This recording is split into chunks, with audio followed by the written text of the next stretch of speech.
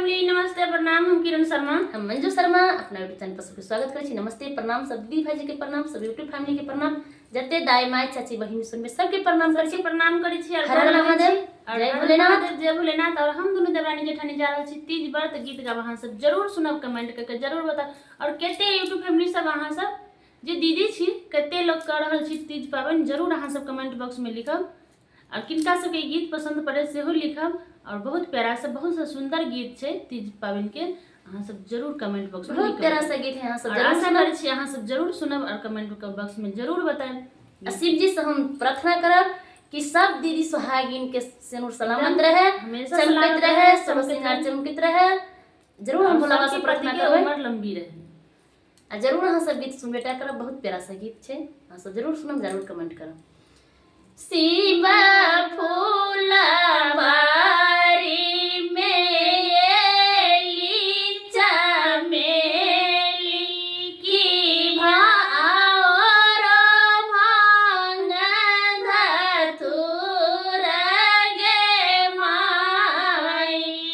शिव फूला बारी में एली चमेली की और भांग